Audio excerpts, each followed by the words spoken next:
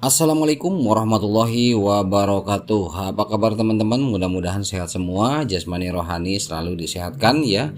Segala aktivitasnya dan urusannya dilancarkan dan diberkahi segalanya, amin ya rabbal alamin. Oke teman-teman, mohon maaf ya, video pertama terputus di akhir karena memang ada sesuatu hal yang tidak bisa saya tinggalkan. Akhirnya saya pikir ya sudah, karena memang udah 20 menit lebih ya video yang sebelumnya.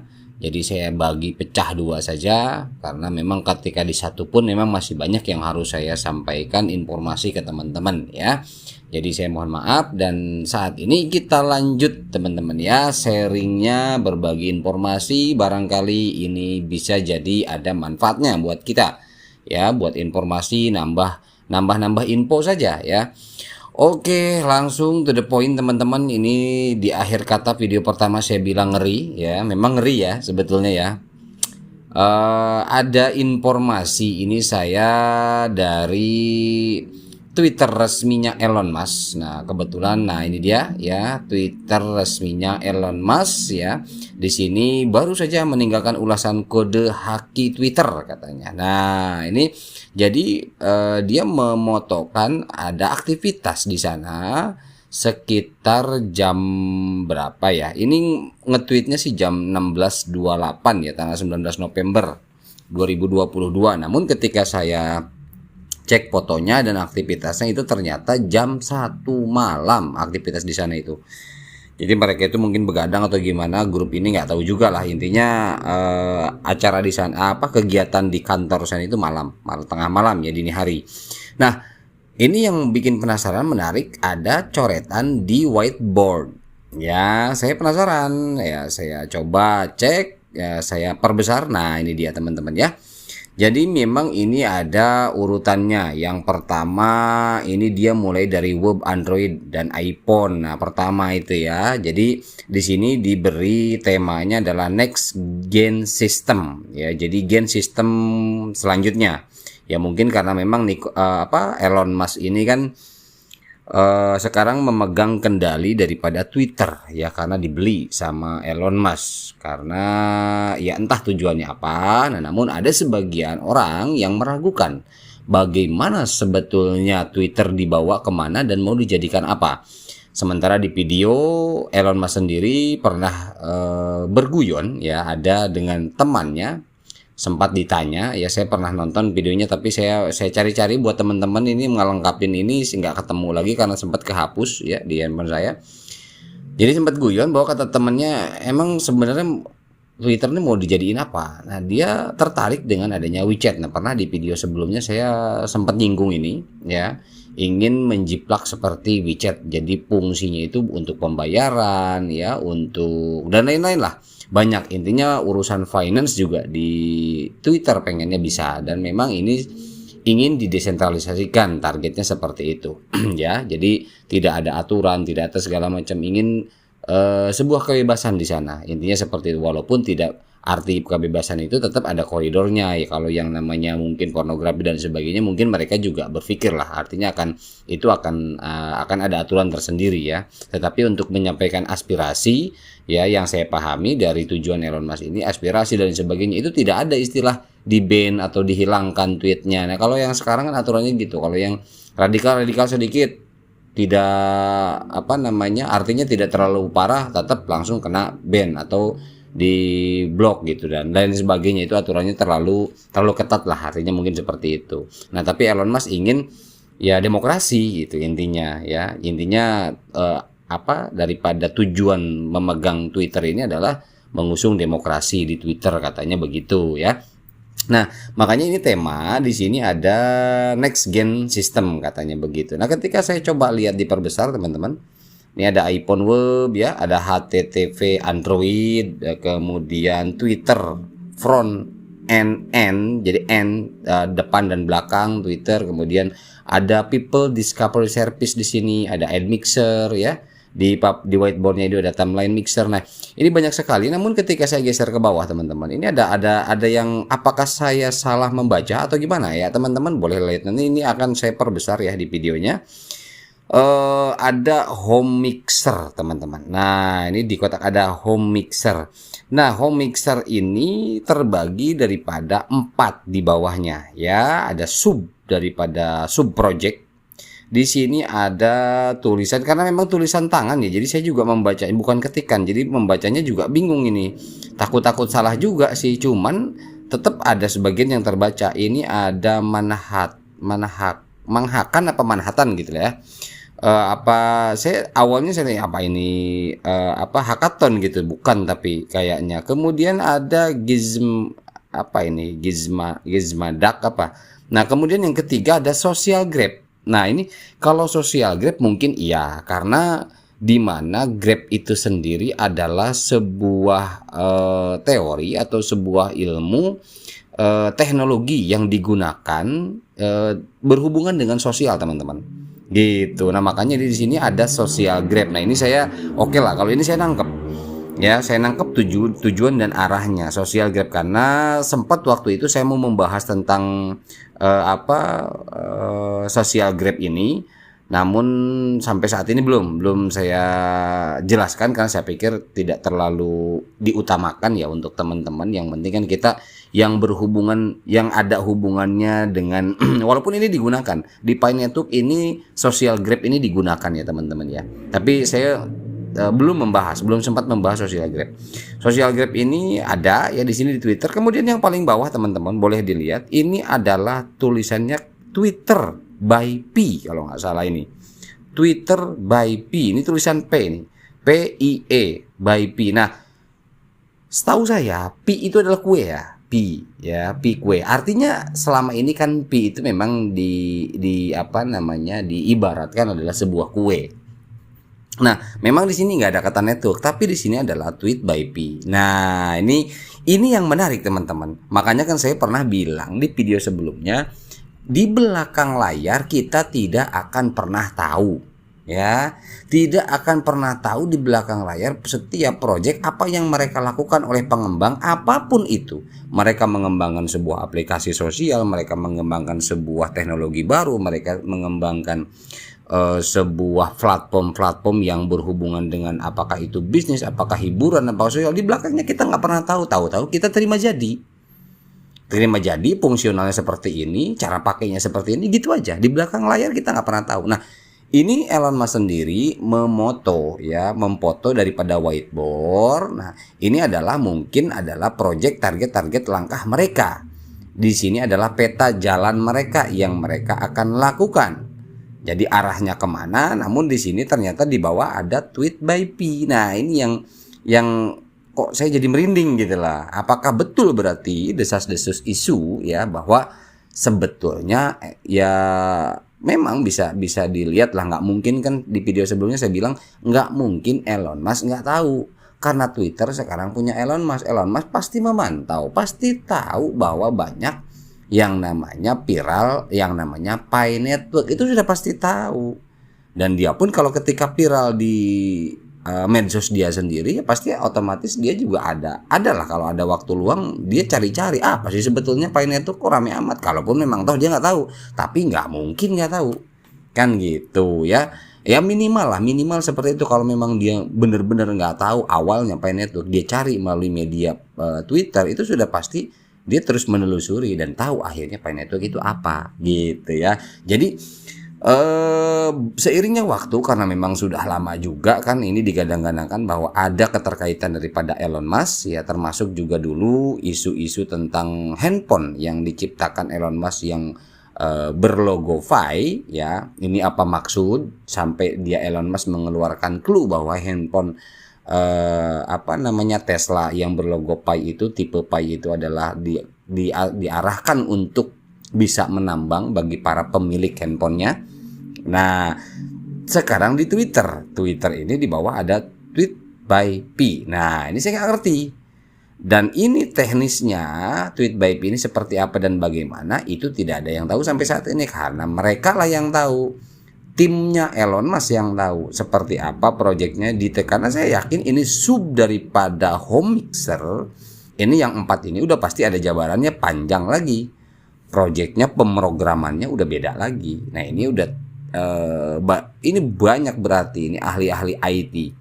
Dari di sini ada timeline service, kemudian ada early bird ya. Early bird itu kan kalau nggak salah sebuah game ya. Kemudian ada space, kemudian ada communication ya, komunikasi, ada prediction service ya. Ini teknologi ya. Kalau untuk prediction service biasanya teknologi yang berhubungan dengan AI, artificial intelligence. Kemudian ada prediction service-nya apa ini? Banyak lah ya. Artinya ada Merson juga. Wah, luar biasa ini. Jadi saya melihat peta jalan daripada Elon Musk ini, ya saya hanya dikagetkan ada sub pokok bahasan dari Homixer paling bawah. Itu aja teman-teman ya. Jadi mudah-mudahan memang ini betul adanya. Seperti itu ya. Itu yang ingin saya sampaikan, bahwa ya ketika pun nanti terjadi, memang ini medsos terbesar, salah satu medsos terbesar di dunia, dan ketika pun memang Pi disematkan di dalamnya ada corporate ya bersama Elon Musk, ya saya rasa kita udah nggak usah kaget lagi gitu lah, dan selamat and welcome menikmati gitu ya. Oke lah, itu aja. Kemudian nah, informasi selanjutnya ini datang dari negeri tirai bambu, teman-teman ya. Nah, ini dia. Di Cina katanya begitu. Karyawan bank mulai mempelajari pengetahuan blockchain masing-masing dengan sebuah buku yang berisi tentang pembelajaran pengetahuan Pi Network. Pi adalah mata uang digital terenskripsi. Ya, terenskripsi itu artinya tidak berpusat dan tidak ada data terpusat. Ya, kemudian selama Pi masih ada, orang masih ada, tetap berpegang pada petir setiap hari, katanya begitu. Nah, Fan atau Cheng Diao Fan berkata bahwa pembekuan 3 kaki tidak terjadi dalam sehari. Kita harus bertahan, katanya begitu ya. Karena gini, Cheng Diao Fan sendiri kan memang rasnya daripada ras negara tirai bambu. Jadi ketika memang di sana booming, ada informasi penting apapun jelas diutamakan arahnya kemana, ke sana dulu. Karena memang darahnya darah tirai bambu, bukan darah USA. Jadi untuk pembangunan ekonomi dan lain sebagainya lebih kepada etnisnya sendiri. Contoh, kita Indonesia, kita berada dimanapun, hati kecil kita sudah pasti merah putih. Ketika memang kita betul-betul sudah tertanam merah putih di diri kita. Ya, kita berada di negara manapun, sudah pasti ketika ada apapun yang berhubungan baik adanya kontribusi dengan negara kita, sudah pasti kita mendahulukan merah putih kita, kan begitu ya. Wajar lah, logika dari situ juga udah masuk. Makanya di sana diperjuangkan, kemudian di sana diutamakan KYC-nya dan lain sebagainya, diperjuangkan ya, karena memang itulah salah satunya. Unsurnya sudah terlihat gitu loh, unsurnya sudah terlihat, faktornya sudah terlihat gitu. Siapa pemilik Pi kan gitu ya, maksudnya bukan pemilik tapi pencipta Pi. Oke. Nah, ini teman-teman, ini buku-bukunya ya, buku blockchain in today's era katanya gini. Dan ini isi dari buku ini adalah semua membahas tentang Pi Network, rumus daripada Pi Network, kemudian masa depan Pi Network, project semua Pi Network, semua ini. Dan ini dari dasar ya, memahami blockchain. Apa yang saya tahu informasinya tempo hari di grup apa ya, saya pernah membaca ada komentar bahwa ini buku isinya di Facebook apa di mana ya, saya lupa teman-teman. Nah, ini menjelaskan tentang betul-betul dari nol sampai ketemu Pi Network, ini dibahas dalam buku ini. Luar biasa. Nah, ini perbankan, orang-orang bank di sana ya, karyawan di sana itu dikasih buku ini untuk dipelajari dan dipahami. Jadi sudah ada bukunya. Nah, ini makanya judulnya di sini apa ini? Blockchain in today's era, kemudian apa, bahasa Cina semua sih. Nah, jadi ke luar ya kita nggak tahu ada apa enggak ya, karena ini logonya juga logo Pi Network bukunya gitu teman-teman. Jadi ya mau menghindar seperti apa ya, mau berkelit seperti apa ya karapmu. Bagi yang tidak, bagi ya kaum sebelah lah yang cuman bisa begitu bahasanya ya. Jadi luar biasa, saya pun ya udah apa ya Udah males lah komen. Makanya teman-teman mohon maaf, yang komen-komen kasar, bahasa-bahasa tidak berpendidikan, saya hapus dari kolom komentar. Mohon maaf ya, karena tidak penting buat saya. Yang menggoblok-goblokkan, menghalu-halukan, ya mohon maaf, saya delete aja. Saya sih artinya begini ya. Jadi ada saya dulu ya, beberapa motivator di Indonesia, saya sering ikut seminar mengatakan bahwa itu kan orang-orang yang artinya memiliki daya insting dan daya pola pikir hasil daripada pendidikan beliau-beliau yang memberi motivasi. Mereka itu rata-rata memang ruang lingkup kehidupannya selalu punya pikiran positif. Nah, saya dulu pernah diberikan wejangan sama beberapa motivator dan intinya sama, walaupun bahasa penyampaiannya berbeda, intinya sama. Jadi ketika kita ingin membiasakan pola pikir kita selalu positif, bentuk atau bergaulah dengan lingkungan yang positif. Jadi ya mohon maaf, kalau yang bahasa-bahasa tidak berpendidikan keluar di komen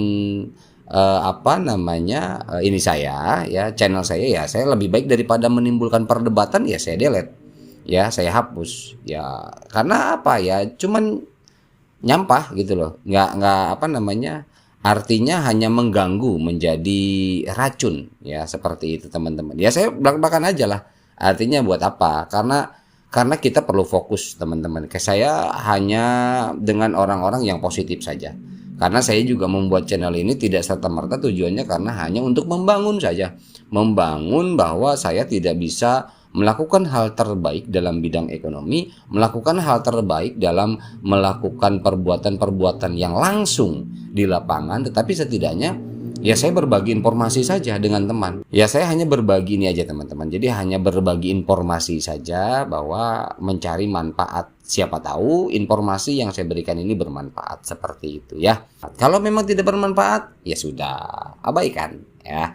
Oke, selanjutnya ini adalah di dashboard. Nah, ada teman-teman yang menanyakan, "Bang, bahas Bang yang di dashboard, ada lagi baru Bang." Ya. Oke, ya kita ulas sedikit teman-teman ya. Untuk yang di dashboard aplikasi miningnya itu memang sebetulnya hanya info saja. Jadi yang perlu dipahami dari garis bawahnya adalah setiap dashboard ada perubahan itu adalah informasi penting buat kita karena patokannya dari situ. Nah, memang betul harus diulas atau harus dibahas. Namun untuk yang kali ini di dashboard itu adalah University Hackathon Winner Show Pi Network Utility. Jadi setelah saya pelajari, setelah baca, ini intinya adalah Pi Network memberitahu bahwa ada beberapa universitas pemenang hackathon. Ada dari Cornell, ada Universitas Harvard di situ, ada Universitas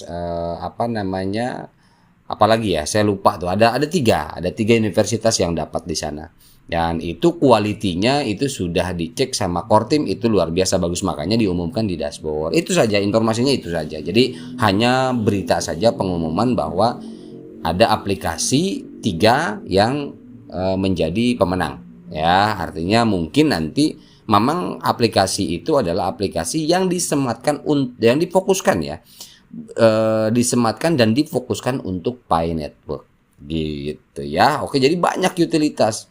Jadi bukan hanya utilitas buatan Pionir teman-teman, tapi di sini utilitas pun di belakang Pionir, selain daripada Pionir ada besutan-besutan core team yang melalui berbagai cara, baik itu core team sendiri membuat, baik itu sendiri core team itu bekerja sama dengan beberapa universitas. Ya, inilah contohnya yang di dashboard. Ini adalah hasil daripada naungan dan kerjasamanya Pi Network terhadap hackathon di setiap universitas ya. Oke, itu aja kalau untuk dashboard teman-teman. Nah, selanjutnya teman-teman, ini adalah what are the 3 things that excite you most about the blockchain industry. Jadi ada Dr. Cheng Diaofan mengatakan ada 3 hal katanya teman-teman ya.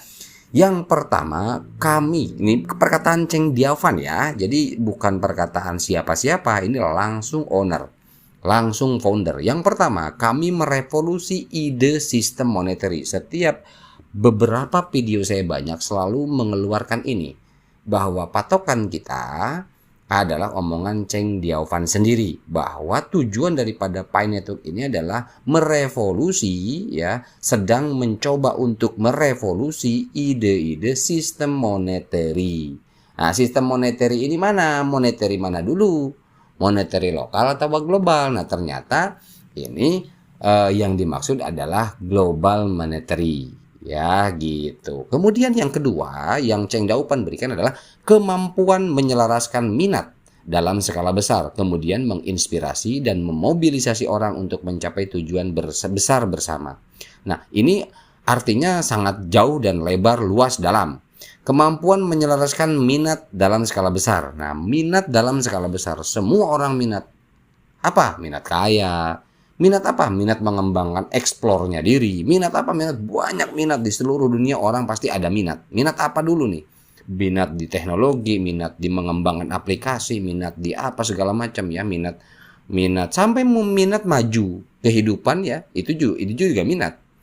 Kemudian menginspirasi dan memobilisasi orang untuk mencapai tujuan besar bersama. Tujuan besar ini nih yang panjang jabarannya, ya. Tujuan besar ini sangat banyak sekali. Tujuan besar daripada Pi Network, teman-teman. Nah, ini butuh daripada keterlibatan orang banyak, itu baru tujuan besar. Nah, kalau boleh disimpulkan, digarisbawahi dengan satu kata, lari ke nomor 1, ya, nomor 2 ini. Jadi sistem moneter, jadi kebijakan daripada keuangan, sistem keuangan dunia, di mana value, tujuan besar, salah satu tujuan besar itu adalah value juga, di mana tujuannya adalah mensejahterakan seluruh rakyat dunia, begitu. Kemudian yang ketiga, dengan munculnya dunia Web3, blockchain adalah menghasilkan aplikasi inovasi baru, katanya begitu, menghasilkan aplikasi inovasi baru dan pengalaman online.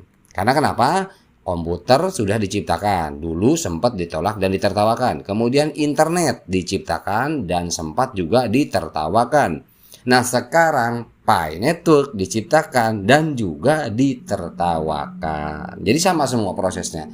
Komputer, internet, Pi Network, prosesnya sama. Diciptakan, susah diterima sama masyarakat, ditertawakan, dan dicemooh. Itulah history, sama dengan history sebelum-sebelumnya. Ini history Pi Network nih. Jadi teman-teman harus ingat, suatu saat nanti itulah history yang ada, ya. Oke teman-teman, ya kadang memang ya susah sih ya. Kalau memang, makanya kan saya bilang selalu, yuk kita belajar sama-sama pelan-pelan dari dasar. Bagaimana itu Pi Network, kemudian progres ke depan itu seperti apa, ya, tujuannya untuk apa, yaitu dari dasar aja, cara membuat kripto misalkan, atau prosesnya seperti apa, aturan mainnya bagaimana, gitu kan. Jadi supaya kita tidak misunderstanding, ya. Oke, informasi selanjutnya adalah ini dari kita, kelengkapan kita aja. Ini adalah Moonbird Pi, ya. Di sini Picoin. Koin Pi diharapkan untuk melanjutkan proses integrasi blockchain. Indikator kunci keberhasilannya adalah membangun ekosistem pengembangnya.